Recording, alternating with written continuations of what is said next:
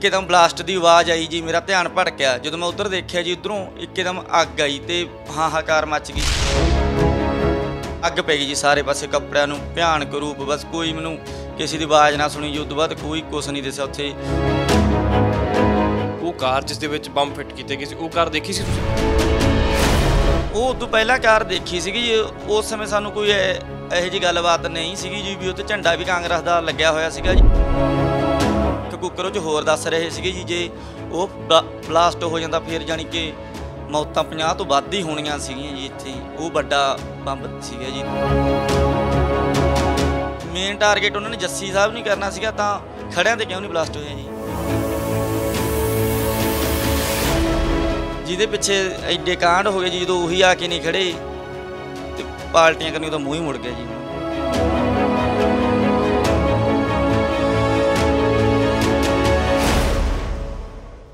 ਜਦੋਂ ਵੀ ਕੋਈ ਹਾਦਸਾ ਵਾਪਰਦਾ ਹੈ, ਕੁਝ ਸਮੇਂ ਲਈ, ਕੁਝ ਦਿਨਾਂ ਲਈ ਟੀਵੀ ਤੇ ਖਬਰਾਂ ਬ੍ਰੇਕਿੰਗ ਨਿਊਜ਼ ਬਣ ਕੇ ਆਉਂਦੀਆਂ, ਪਰ ਉਸ ਤੋਂ ਬਾਅਦ ਅਫਸਰ ਪਹੁੰਚਦੇ ਆ, ਜਾਂਚ ਕਰਨ ਦੀਆਂ ਗੱਲਾਂ ਹੁੰਦੀਆਂ, ਦੋਸ਼ੀਆਂ ਨੂੰ ਫੜਨ ਦੀਆਂ ਗੱਲਾਂ ਹੁੰਦੀਆਂ। ਔਰ ਜਦੋਂ ਵੀ ਕੋਈ ਵੱਡੇ ਬੰਬ ਬਲਾਸਟ ਹੋਏ ਹੈ, ਉੱਥੇ ਇਹੋ ਜਿਹੀਆਂ ਖਬਰਾਂ ਜ਼ਰੂਰ ਪਹੁੰਚਦੀਆਂ, ਸਨਸਨੀ ਇੱਕ ਵਾਰ ਫੈਲ ਜਾਂਦੀ ਆ, ਪਰ ਉਸ ਹਾਦਸੇ ਦੇ ਵਿੱਚ ਜੋ ਲੋਕ ਸ਼ਿਕਾਰ ਬਣਦੇ ਆ, ਉਹ ਸਾਰੀ ਜ਼ਿੰਦਗੀ ਜ਼ਖਮ ਉਹਨਾਂ ਲੋਕਾਂ ਦੇ ਅੱਲੇ ਹੀ ਰਹਿੰਦੇ ਆ। ਔਰ ਇਸੇ ਤਰ੍ਹਾਂ ਅਸੀਂ ਗੱਲ ਕਰ ਰਹੇ ਹਾਂ ਮੌੜ ਬੰਬ ਧਮਾਕੇ ਦੀ। 7 ਲੋਕਾਂ ਦੀ ਮੌਤ ਹੋਈ ਸੀ ਔਰ ਬਹੁਤ ਸਾਰੇ ਲੋਕ ਜ਼ਖਮੀ ਵੀ ਹੋਏ ਸੀ। ਔਰ ਉੱਥੇ ਇੱਕ ਸ਼ਖਸ ਮੌਜੂਦ ਸੀ, ਜਸਕਰਨ ਸਿੰਘ। ਉਸ ਹਾਦਸੇ ਦਾ ਗਵਾਹ ਵੀ ਹੈ ਜਸਕਰਨ ਸਿੰਘ, ਪਰ ਅਜੇ ਤੱਕ ਉਸ ਦੋਸ਼ੀ ਤਾਂ ਫੜੇ ਨਹੀਂ ਗਏ ਕਿ ਹਾਦਸੇ ਦੇ ਪਿੱਛੇ ਜ਼ਿੰਮੇਦਾਰ ਕੌਣ ਸੀ। ਪਰ ਜਸਕਰਨ ਹੁਣੀ ਸਾਡੇ ਨਾਲ ਮੌਜੂਦ ਨੇ, ਇਹਨਾਂ ਨਾਲ ਗੱਲਬਾਤ ਕਰਾਂਗੇ ਕਿ ਆਖਿਰ ਹੋਇਆ ਕੀ ਸੀ। ਜਸਕਰਨ, ਮੈਂ ਤੁਹਾਡੇ ਤੋਂ ਸਭ ਤੋਂ ਪਹਿਲਾਂ ਜਾਣਨਾ ਚਾਹੂੰਗਾ ਕਿ ਪੌਣੇ 4 ਸਾਲ ਦੇ ਕਰੀਬ ਸਮਾਂ ਹੋ ਗਿਆ, ਹੋਇਆ ਕੀ ਸੀ ਅਚਾਨਕ? ਉਸ ਸਮੇਂ ਤੁਸੀਂ ਮੌਜੂਦ ਸੀਗੇ ਜਦੋਂ ਮੌਕੇ 'ਤੇ? ਅਸੀਂ ਜਦੋਂ ਉੱਥੇ ਰੈਲੀ 'ਚ ਮੌਜੂਦ ਸੀਗੇ ਜੀ, ਅਤੇ ਇੱਕਦਮ ਜਦੋਂ ਜੱਸੀ ਗੱਡੀ 'ਚ ਬਹਿਣ ਲੱਗੇ ਜੀ, ਅਤੇ ਇੱਕ ਬਜ਼ੁਰਗ ਉਹਨਾਂ ਦੇ ਕੋਲੇ ਖੜ੍ਹਾ ਸੀਗਾ ਜੀ। ਉਹ ਗੱਲਾਂ ਕਰ ਰਹੇ ਸੀ ਆਪਸ ਵਿੱਚ, ਅਤੇ ਮੈਂ ਗੱਡੀ ਤੋਂ ਤਕਰੀਬਨ 20-25 ਫੁੱਟ ਦੂਰ ਸੀਗਾ ਜੀ। ਅਤੇ ਜਦੋਂ ਇੱਕਦਮ ਬਲਾਸਟ ਦੀ ਆਵਾਜ਼ ਆਈ ਜੀ, ਮੇਰਾ ਧਿਆਨ ਭਟਕਿਆ। ਜਦੋਂ ਮੈਂ ਉੱਧਰ ਦੇਖਿਆ ਜੀ, ਉੱਧਰੋਂ ਇੱਕਦਮ ਅੱਗ ਆਈ ਅਤੇ ਹਾਹਾਕਾਰ ਮੱਚ ਗਈ ਜੀ। ਅੱਗ ਆਉਂਦੀ ਦੇਖ ਮੈਂ ਆਪਦੇ ਚਿਹਰੇ 'ਤੇ ਆਏ ਸਾਰੇ ਹੱਥ ਢੱਕ ਲਏ ਜੀ, ਅਤੇ ਮੇਰੇ ਅੱਗ ਪੈ ਗਈ ਜੀ ਸਾਰੇ ਪਾਸੇ, ਕੱਪੜਿਆਂ ਨੂੰ ਭਿਆਨਕ ਰੂਪ। ਬਸ ਕੋਈ ਮੈਨੂੰ ਕਿਸੇ ਦੀ ਆਵਾਜ਼ ਨਾ ਸੁਣੀ ਜੀ। ਉਸ ਤੋਂ ਬਾਅਦ ਕੋਈ ਕੁਛ ਨਹੀਂ ਦਿਸਿਆ ਉੱਥੇ। ਹੱਲਾ ਸ਼ੇਰ ਸਾਰਾ ਕੁਛ ਹੀ ਉਹ ਹੋ ਗਿਆ ਜੀ ਉੱਥੇ। ਜਿਵੇਂ ਹੋਰ ਜਿਹਨਾਂ ਦੀ ਡੈਥ ਹੋਈ ਆ ਵਿਚਾਰੇ ਉੱਥੇ ਹੀ ਮੱਚੀ ਜਾਂਦੇ ਸੀ ਸਾਰੇ। ਅਤੇ ਉਸ ਤੋਂ ਬਾਅਦ ਫਿਰ ਜੀ ਮੈਂ ਆਪਦੇ ਕੱਪੜੇ ਲਾਹ ਕੇ ਸਾਰੇ ਲਾਉਣ ਦੀ ਕੋਸ਼ਿਸ਼ ਕੀਤੀ ਜੀ। ਜੇ ਲੋਈ ਸੀਗੀ ਉੱਤੇ, ਕੋਟੀ ਸੀਗੀ, ਉਹ ਸਾਰੇ ਲੈ ਗਏ ਜੀ। ਅਤੇ ਉਸ ਤੋਂ ਬਾਅਦ ਜਦੋਂ ਕੁੜਤਾ ਲਾਉਣ ਲੱਗਿਆ ਜੀ, ਉਹਦੇ ਗੋਦਾਮ ਇੱਥੇ ਅੜ ਗਏ ਜਗ੍ਹਾ, ਅਤੇ ਉਹ ਸਾਰਾ ਮੱਚ ਕੇ ਜੀ ਹੱਥ ਐਂ ਇਸ ਤਰ੍ਹਾਂ ਹੋ ਗਏ। ਅਤੇ ਸਾਰੀਆਂ ਲੱਤਾਂ ਮੇਰੀਆਂ ਸਾਰੀਆਂ ਜਲ ਗਈਆਂ ਜੀ। ਆਹ ਚਿਹਰਾ ਅਤੇ ਸਾਰੇ ਕੰਨ ਅਤੇ ਇੱਥੋਂ ਧੌਣ ਵੀ ਸੀਗੀ, ਸਾਰਾ ਸੀਗਾ ਹੈੱਡ ਹੁੱਡ ਵਗੈਰਾ। ਅਤੇ ਪੂਰਾ ਭਿਆਨਕ ਮੰਜ਼ਰ ਬਣ ਗਿਆ ਸੀਗਾ ਜੀ ਉੱਥੇ। ਮੈਂ ਇਹ ਆਪਦੇ ਸ਼ਬਦਾਂ ਰਾਹੀਂ ਬਿਆਨ ਨਹੀਂ ਕਰ ਸਕਦਾ ਜੀ। ਇੰਨੇ ਲੋਕ ਜਿਹਨਾਂ ਦੀ ਉੱਥੇ ਡੈਥ ਹੋਈ ਆ ਤੜਫ ਰਹੇ ਸੀਗੀ। ਤੜਫ ਤਾਂ ਮੈਂ ਵੀ ਬਹੁਤ ਰਿਹਾ ਸੀ, ਪਰ ਉਹਨਾਂ ਦੀ ਹਾਲਤ ਉਦੋਂ ਵੀ ਗੰਭੀਰ ਸੀਗੀ ਜੀ। ਉੱਥੇ ਪੂਰੀ ਹਾਹਾਕਾਰੀ ਮੱਚੀ ਪਈ ਸੀ। ਅਚਾਨਕ ਜਦੋਂ ਤੁਸੀਂ ਕਿੰਨੀ ਦੂਰ ਖੜ੍ਹੇ ਸੀ ਉਸ ਕਾਰ ਤੋਂ? ਉਹ ਕਾਰ ਦੇਖੀ ਸੀ ਤੁਸੀਂ?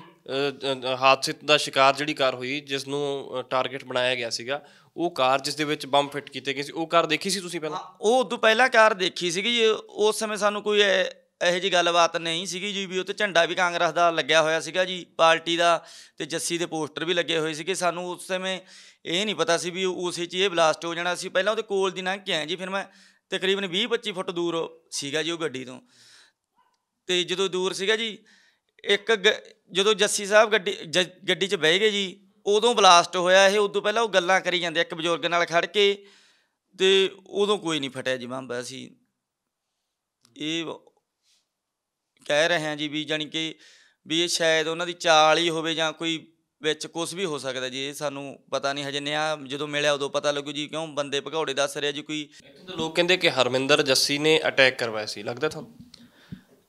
ਮੈਨੂੰ ਲੱਗਦਾ, ਮੈਂ ਤੁਹਾਨੂੰ ਇਹੀ ਗੱਲ ਵੀ ਲਾ ਲਓ ਹੁਸ਼ਿਆਰੇ 'ਚ ਕਹਿ ਗਿਆ ਲਾ ਲਓ। ਜਦੋਂ ਉਹ ਖੜ੍ਹੇ ਸੀ ਵੀ ਉਦੋਂ ਬਲਾਸਟ ਕਿਉਂ ਨਹੀਂ ਹੋਇਆ? ਜਦੋਂ ਗੱਡੀ ਉਹਨਾਂ ਨੇ ਤੋਰ ਲਈ, ਗੱਡੀ 'ਚ ਬਹਿ ਕੇ ਬਲਾਸਟ ਫੇਰ ਹੋਇਆ ਜੀ। ਜਾਣੀ ਕਿ ਉਹਨਾਂ ਦੀ ਗੱਡੀ ਦੇ ਤੁਰਨ 'ਤੇ ਬਲਾਸਟ ਹੋਇਆ ਜੀ। ਜਦੋਂ ਮੇਨ ਟਾਰਗੇਟ ਉਹਨਾਂ ਨੇ ਜੱਸੀ ਸਾਹਿਬ ਨਹੀਂ ਕਰਨਾ ਸੀਗਾ, ਤਾਂ ਖੜਿਆਂ 'ਤੇ ਕਿਉਂ ਨਹੀਂ ਬਲਾਸਟ ਹੋਇਆ ਜੀ?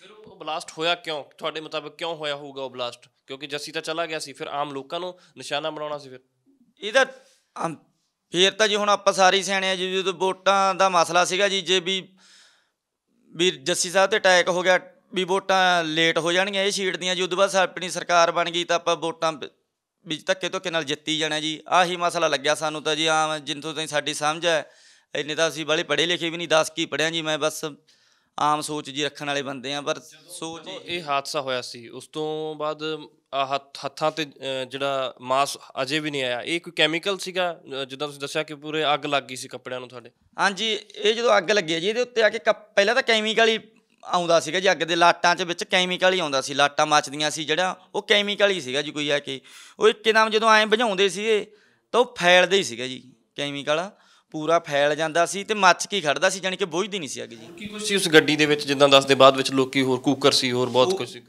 ਹਾਂ, ਉਹ 'ਚ ਕੁੱਕਰ ਸੀਗੇ ਜੀ, ਨਾਟ ਬੋਲਟ ਕਹਿ ਦਿੰਦੇ ਆ ਆਪਣੇ। ਇੱਕ ਆਪਣੇ ਇੱਥੇ ਗਵਾਂਢ 'ਚ ਗੱਡੀ ਸੀਗੀ ਜੀ, ਉਹ 'ਚ ਜਾਣੀ ਕਿ ਮੋਟਰ ਵਾਲੇ ਸੈੱਲ ਵੱਜਦੇ ਆ, ਉਹਨੂੰ ਕਪੈਸਟਰ ਵਗੈਰਾ ਕਹਿੰਦੇ ਆ ਜੀ। ਉਹ ਗੱਡੀ ਦੇ ਵਿੱਚ ਦੀ ਪਾਰ ਵੱਜਿਆ ਜੀ ਜਾ ਕੇ, ਇੰਨਾ ਸਮਾਨ ਸੀਗਾ ਉਹ 'ਚ, ਗਲਾਰੀਆਂ, ਦੰਦੇ ਭੁਰੇ ਹੋਏ, ਜਿਵੇਂ ਹੋਰ ਛਰਲੇ ਛੱਪੇ।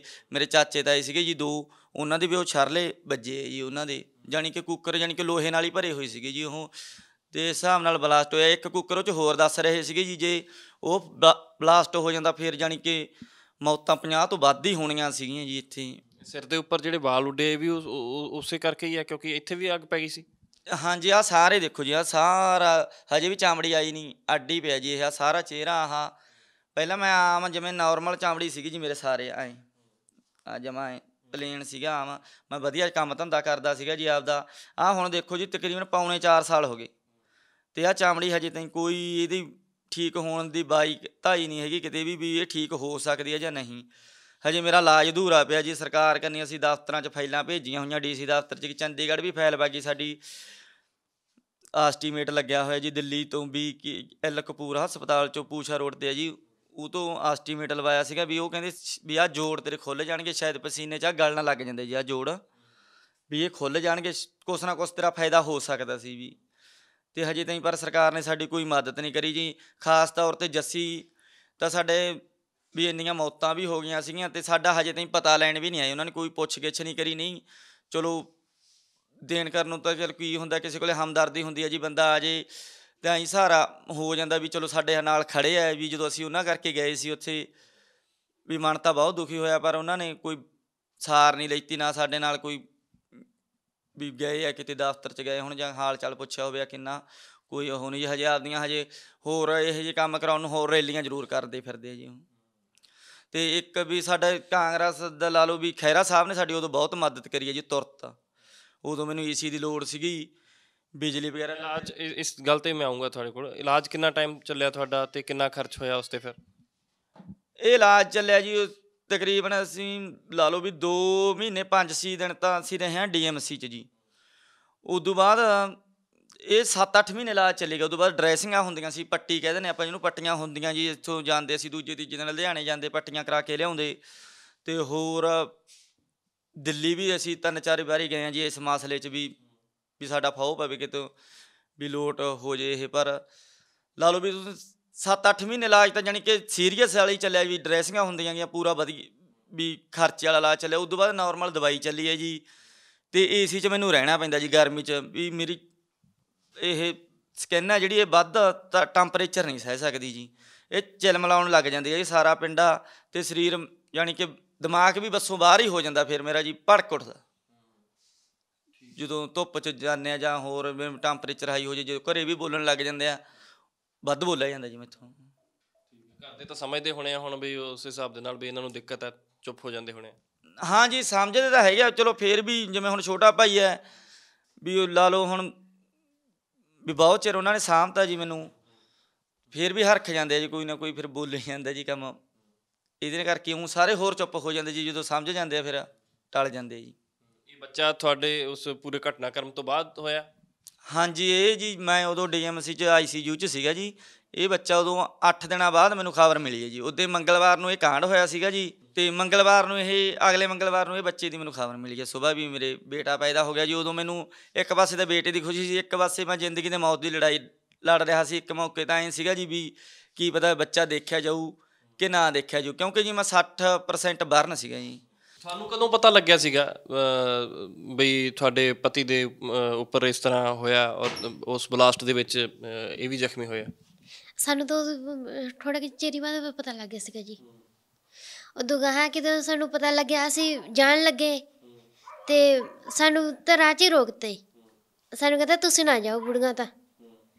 ਉਦੋਂ ਗਾਹਾਂ ਬਹੁਤ ਸਾਰੇ ਲੋਕਾਂ ਦੀ ਉੱਥੇ ਮੌਤ ਹੋਈ ਸੀਗੀ। ਹਾਂਜੀ ਵੀ ਬਚ ਜਾਣਗੇ। ਹਾਂਜੀ ਹਾਂਜੀ, ਸਾਨੂੰ ਥੋੜਾ ਥੋੜਾ ਪਤਾ ਲੱਗਦਾ ਸੀਗਾ, ਇੰਨਾ ਨਹੀਂ ਪਤਾ ਲੱਗਦਾ ਸੀਗਾ ਕਿਉਂ ਸਾਰਾ ਸਾਰਾ ਸੁੱਜਿਆ ਹੋਇਆ ਸੀਗਾ, ਸਾਰਾ ਹੀ ਨਹੀਂ ਪਤਾ ਨਹੀਂ ਲੱਗਦਾ ਸੀਗਾ। ਤੇ ਹੋਰ ਤਾਂ ਆਹੋ ਸੀਗਾ, ਕੋਈ ਪਤਾ ਨਹੀਂ ਲੱਗਦਾ ਸੀਗਾ। ਕਿਤੇ ਇਹਨੂੰ ਐਂਬੂਲੈਂਸ 'ਚ ਪਾਤਾ, ਸਾਨੂੰ ਥੋੜ੍ਹੇ ਜਿਹੇ ਪੈਰਾਂ ਤੋਂ ਥੋੜ੍ਹਾ ਜਿਹਾ ਸਾਂਭ ਲੱਗੇ, ਨਹੀਂ ਸਾਰਾ ਆਹੋ ਹੀ ਸੀਗਾ, ਮੱਚਿਆ ਹੀ ਸੀਗਾ। ਪਛਾਣ ਆ ਰਹੀ ਸੀਗੀ ਉਸ ਟਾਈਮ ਤੇ ਵੀ ਇਹ ਜਸਕਰਨ ਹੋਣੀ ਨੇ? ਨਹੀਂ ਜੀ, ਜਮੀ ਨਹੀਂ ਆਉਂਦੀ ਸੀ, ਬਸ ਇਕੱਲਾ ਪੈਰਾਂ ਤੋਂ ਪਤਾ ਲੱਗਿਆ, ਥੋੜ੍ਹੀਆਂ ਜਿਹੀਆਂ ਬਸ ਕਿਵੇਂ ਉਂਗਲਾਂ ਗਈਆਂ ਬਸ ਉਹਨਾਂ ਤੋਂ ਪਤਾ ਲੱਗਿਆ, ਸਾਰਾ ਬਸ ਇਹੀ ਸੀਗਾ। ਤੁਹਾਡਾ ਉਦੋਂ ਕੀ ਰਿਐਕਸ਼ਨ ਸੀਗਾ, ਤੁਹਾਨੂੰ ਕੀ ਲੱਗਿਆ ਉਦੋਂ? ਸਾਨੂੰ ਤਾਂ ਇਸ ਦਾ ਬਚਦਾ ਨਹੀਂ ਗਾ ਜੀ, ਰੱਬ ਨੇ ਸਾਨੂੰ ਬਚਾਤਾ ਇਹਨੂੰ ਤਾਂ। ਫਿਰ ਉਸ ਤੋਂ ਬਾਅਦ ਕਿੰਨੇ ਦਿਨਾਂ ਬਾਅਦ ਤੁਸੀਂ ਮਿਲਣ ਵਾਸਤੇ ਗਏ ਜਾਂ ਤੁਸੀਂ ਨਾਲ ਹੀ ਰਹੇ ਜਦੋਂ ਇਲਾਜ ਹੋਇਆ? ਮੈਂ ਇਸ ਘਰੇ ਹੀ ਸੀਗੇ, ਮੰਮੀ ਡੈਡੀ ਗਏ ਸੀਗੇ ਸਾਡੇ ਦਾ। ਬਹੁਤ ਹੌਸਲਾ ਰੱਖਿਆ ਫਿਰ ਤੁਸੀਂ। ਬਸ ਜੀ ਕਿਹੜਾ ਹੌਸਲਾ ਸੀਗਾ ਉਦੋਂ ਤਾਂ, ਸਾਨੂੰ ਤਾਂ ਇਹੀ ਸੀਗਾ ਬਸ ਘਰੇ ਕਿਵੇਂ ਆ ਜਾਊਗਾ, ਸਾਨੂੰ ਤਾਂ ਇਹੀ ਲੱਗਿਆ। ਕੰਮਕਾਜ ਕਰਨ ਵਾਲਾ ਜਸਕਰਨ ਇਕੱਲਾ ਆਦਮੀ ਸੀ ਜਿੱਦਾਂ ਘਰ ਦੇ ਵਿੱਚ, ਤੁਹਾਡੀ ਜ਼ਿੰਮੇਵਾਰੀ ਸਾਰੇ ਬੱਚੇ ਨੂੰ ਸੰਭਾਲਣਾ, ਪੂਰੇ ਪਰਿਵਾਰ ਨੂੰ ਪਾਲਣਾ ਜਸਕਰਨ ਹੋਣਾ ਦੀ ਜ਼ਿੰਮੇਵਾਰੀ। ਤੇ ਸਰਕਾਰ ਵੱਲੋਂ ਕਦੇ ਮਦਦ ਮਿਲੀ ਤੁਹਾਨੂੰ ਕਿਸੇ ਵੀ ਤਰ੍ਹਾਂ ਦੀ ਵੀ ਇੰਨਾ ਵੱਡਾ ਬਲਾਸਟ ਹੋਇਆ ਉਸ ਦੇ ਵਿੱਚ ਜਿਹੜੇ ਲੋਕ ਜ਼ਖਮੀ ਹੋਏ ਆ ਉਹਨਾਂ ਦੀ ਸੁੱਧ ਲਈ ਜਾਵੇ? ਸਾਡੇ ਤਾਂ ਬਸ ਕੋਈ ਨਹੀਂ ਆਇਆ, ਸਾਡੇ ਤਾਂ ਕਿਦੋਂ ਐਡਾ ਉਹ ਹੋਇਆ ਸੀਗਾ, ਜਮਾਂ ਕੋਈ ਵੀ ਨਹੀਂ ਆ ਕੇ ਖੜਾ ਵੀ ਨਹੀਂ ਗਾ, ਐਂ ਵੀ ਨਹੀਂ ਪਤਾ ਲੱਗਿਆ ਸਾਡਾ ਕੋਈ ਆ ਕੇ ਖੜਾ ਵੀ ਹੈ ਕਿ ਨਹੀਂ ਖੜਾ। ਸਾਰਾ ਇਲਾਜ ਇਹਦਾ ਅਸੀਂ ਆਪ ਹੀ ਕਰਾਉਂਦੇ ਹਾਂ, ਦਵਾਈ ਵੀ ਸੀ, ਬੂਟੀਆਂ ਹੋਰ ਵੀ ਸੀ, ਪੱਟੀਆਂ ਵੀ ਕਰਾਉਂਦੇ ਸੀ ਅਸੀਂ ਆਪ ਹੀ। ਆਹੋ ਸੀ, ਗੱਡੀਆਂ ਵੀ ਲੈ ਕੇ ਕਿਰਾਏ 'ਤੇ ਵੀ ਜਾਂਦੇ ਸੀਗੇ। ਇੰਨੇ ਸਾਲ ਹੋ ਗਏ ਇਲਾਜ ਚੱਲਦਿਆਂ ਨੂੰ, ਕਿੰਨੇ ਪੈਸੇ ਖਰਚ ਹੋ ਚੁੱਕੇ ਹੁਣ ਤੱਕ? ਉਹ ਹੋ ਗਏ ਹੋਣਗੇ ਜੀ ਖਾਸੀ, ਇੰਨੇ ਦਾ ਅਸੀਂ ਅਨਪੜ੍ਹ ਹਾਂ ਜੀ। ਕਿੰਨਾ ਖਰਚ ਲੱਗ ਗਿਆ ਤੁਹਾਡਾ? ਕੋਈ ਬਿੱਲ ਪਾਸ ਹੋਏ ਆ? ਨਹੀਂ ਹਜੇ ਤਾਈਂ ਜੀ ਮੇਰਾ ਕੋਈ ਬਿੱਲ ਨਹੀਂ ਪਾਸ ਹੋਇਆ। ਡੀਸੀ ਦਫ਼ਤਰ 'ਚ ਸਾਡੀ ਫਾਈਲ ਵੀ ਗਈ ਹੋਈ ਆ, ਸਾਰਾ ਤਕਰੀਬਨ 15 ਲੱਖ ਦਾ ਐਸਟੀਮੇਟ ਬਣਾ ਕੇ ਭੇਜਿਆ ਸੀਗਾ ਜੀ ਅਸੀਂ। ਇੱਥੋਂ ਐਸਡੀਐਮ ਸਾਹਿਬ ਆਏ ਸੀ ਮੌੜ ਵਾਲੇ, ਉਹਨਾਂ ਨੇ ਇੱਥੋਂ ਸਾਰਾ ਕੁਛ ਹਾਲਤ ਦੇਖ ਕੇ ਸਾਰੇ ਬਿੱਲ ਬੁੱਲ ਲੈ ਕੇ ਪਾਸ ਕਰਕੇ ਇੱਥੋਂ ਭੇਜਤਾ ਸੀਗਾ ਜੀ। ਅਤੇ ਹਜੇ ਉਹ ਜਾਣੀ ਕਿ ਡੀਸੀ ਦਫ਼ਤਰਾਂ ਨੇ ਚੰਡੀਗੜ੍ਹ ਵੀ ਫਾਈਲ ਭੇਜਤੀ ਸੀਗੀ ਜੀ। ਚੰਡੀਗੜ੍ਹ ਤੋਂ ਅਸੀਂ ਇੱਕ ਦੋ ਵਾਰੀ ਜਾ ਕੇ ਵੀ ਆਏ ਹਾਂ ਜੀ, ਉੱਥੇ ਉਹਨਾਂ ਨੇ ਕੋਈ ਸੈਕਟਰੀਏਟ 'ਚ ਕਿਉਰੀ ਪਾਤੀ ਜੀ। ਕਿਉਰੀ ਦਾ ਹੁਣ ਆਪਾਂ ਨੂੰ ਕੋਈ ਪਤਾ ਨਹੀਂ ਵੀ ਕਿ ਕਿਉਰੀ ਪਾ ਕੇ ਬਠਿੰਡੇ ਭੇਜਤੀ ਦੁਬਾਰੇ ਫਾਈਲ। ਇੱਕ ਸਾਨੂੰ ਖਹਿਰਾ ਸਾਹਿਬ ਨੇ ਤੁਰਤ ਮਦਦ ਕਰਤੀ ਸੀ, ਸਾਡੀ ਹਾਲ ਚਾਲ ਪੁੱਛਿਆ ਸਾਨੂੰ ਇਹਨਾਂ ਦਾ ਬਹੁਤ। ਸੁਖਪਾਲ ਸਿੰਘ ਖਹਿਰਾ ਜੀ, ਸੁਖਪਾਲ ਖਹਿਰਾ ਨੇ ਮਦਦ ਕੀਤੀ ਤੁਹਾਡੀ? ਹਾਂ, ਉਹਨਾਂ ਨੇ ਆਪਦੇ ਰਾਹੀਂ ਜੀ। ਇੱਕ ਚੰਡੀਗੜ੍ਹ ਤੋਂ ਮੈਡਮ ਹੈ ਜੀ ਅੰਮ੍ਰਿਤ ਕੌਰ ਹੈ ਜੀ, ਅਤੇ ਉਹ ਪ੍ਰਿੰਸੀਪਲ ਰਿਟਾਇਰ ਹੈ ਜੀ। ਉਹਨਾਂ ਰਾਹੀਂ ਖਹਿਰਾ ਸਾਹਿਬ ਨੇ ਸਾਡੀ ਬਹੁਤ ਮਦਦ ਕਰਾਈ ਜੀ। ਉਹਨਾਂ ਨੇ ਸਾਨੂੰ ਤਕਰੀਬਨ 1 ਲੱਖ ਰੁਪਈਆ ਦੇ ਗਈ ਸੀਗੀ। ਉਦੋਂ ਬਾਅਦ ਸਾਨੂੰ ਕਾਂਗੜ ਸਾਹਿਬ ਜੀ ਆਪਦੇ ਕਮਾਈ 'ਚੋਂ ਜੀ ਹਾਂ, ਕਾਂਗੜ ਸਾਹਿਬ ਜੀ ਉਦੋਂ ਬਿਜਲੀ ਮੰਤਰੀ ਸੀਗੇ ਜੀ, ਅਤੇ ਆਪਦੀ ਕਮਾਈ 'ਚੋਂ 1 ਲੱਖ ਰੁਪਈਆ ਉਹਨਾਂ ਨੇ ਦਿੱਤਾ ਸੀਗਾ ਜੀ। ਸਾਡੀ ਉਦੋਂ ਪੂਰੀ ਮਦਦ ਹੋਈ ਜੀ। ਅਤੇ ਜਾਣੀ ਕਿ ਸਰਕਾਰ ਵੱਲੋਂ ਸਾਨੂੰ ਹਜੇ ਤਾਈਂ ਕੋਈ ਮਦਦ ਨਹੀਂ ਆਈ ਜੀ। ਕਾਂਗੜ ਸਾਹਿਬ ਨੇ ਵੀ ਆਪ ਕੰਨਿਓ ਦਿੱਤਾ ਜੀ, ਜਾਣੀ ਕਿ ਵੀ ਆਪਣੇ ਨਾਲ ਹਮਦਰਦੀ ਦਿਖਾਉਂਦੇ ਹੋਏ ਵੀ ਉਹਨਾਂ ਨੇ ਆਪਦੇ ਕੰਨਿਓ ਕਰਿਆ। ਸਰਕਾਰ ਕੰਨਿਓ ਹਜੇ ਕੋਈ ਮਦਦ ਨਹੀਂ ਹੋਈ ਸਾਡੀ। ਠੀਕ ਹੈ, ਹੁਣ ਕਿੱਦਾਂ ਜ਼ਿੰਦਗੀ ਕਿੱਦਾਂ ਚੱਲ ਰਹੀ ਹੈ? ਹੁਣ ਕੰਮ ਕਾਜ ਤਾਂ ਥੋੜ੍ਹਾ ਬਹੁਤ ਕਰ ਲੈਂਦੇ ਹੋ ਕਿ ਨਹੀਂ ਹੁੰਦਾ? ਸਾਰਾ ਦਿਨ ਕਿੱਦਾਂ ਨਿਕਲਦਾ? ਗਰਮੀ ਬਹੁਤ ਸੀਗੀ। ਗਰਮੀ 'ਚ ਤਾਂ ਦੇਖੋ ਜੀ ਮੈਂ ਬਾਹਰ ਨਿਕਲ ਨਹੀਂ ਸਕਦਾ ਸੀ। ਸੁਬਾਹ ਸ਼ਾਮ ਕੀ ਕਹਿਣਾ ਵੀ ਇੱਥੇ ਬਾਹਰ 'ਚ ਤੁਰਨ ਫਿਰਨ ਵਗ ਜਾਈਏ, ਜਾਂ ਇੱਥੇ ਸਾਡੇ ਪਾਰਕ ਜੀ ਬਣੀ ਉੱਥੇ ਬਹਿ ਜਾਂਦਾ ਸੀਗਾ ਜਾ ਕੇ ਜੀ, ਅਤੇ ਸਾਰਾ ਦਿਨ ਅੰਦਰ ਹੀ ਰਹਿਣਾ ਪੈਂਦਾ ਸੀਗਾ ਜੀ। ਅਤੇ ਹੁਣ ਐਂ ਲਾ ਲਓ ਵੀ ਸਰਦੀਆਂ 'ਚ ਮੈਂ ਬਾਹਰ ਅੰਦਰ ਵਗ ਜਾਂਦਾ, ਕੰਮ ਕਾਜ ਕੋਈ ਨਹੀਂ ਹੁੰਦਾ ਜੀ। ਆਹ ਸਕੈਨ ਦੇਖ ਲਓ, ਹੱਥਾਂ ਨਾਲ ਹੀ ਮੇਨ ਕੰਮ ਹੋਣਾ ਜੀ। ਅਤੇ ਇਹ ਮਾੜੇ ਜਿਹਾ ਦੇਖੋ ਵਿਆਹੀਆਂ 'ਚ ਐਂ ਖੁੱਲ੍ਹੀ ਜਾਂਦੀਆਂ ਜੀ। ਜਦੋਂ ਕੋਈ ਕੰਮ ਨੂੰ ਹੱਥ ਪਾਉਣ ਮਨ ਬਥੇਰਾ ਕਰਦਾ ਜੀ ਕੰਮ ਕਰੀਏ, ਪਰ ਜਦੋਂ ਕਰਦੇ ਆ ਜ਼ਖਮ ਹੋਣ ਲੱਗ ਜਾਂਦੇ ਜੀ। ਇਸ ਤਰ੍ਹਾਂ ਦੇਖੋ, ਆਹ ਚਮੜੀ ਦੇਖੋ, ਇਸ ਤਰ੍ਹਾਂ ਹੀ ਲਿਖੀ ਜਾਂਦੀ ਹੈ ਜੀ, ਆਹ ਕਾਗਜ਼ ਵਾਂਗੂ ਹੀ ਲੈਂਦੀ ਹੈ ਜੀ। ਦੋਸ਼ੀ ਫੜੇ ਨਹੀਂ ਗਏ, ਕੀ ਲੱਗਦਾ ਤੁਹਾਨੂੰ?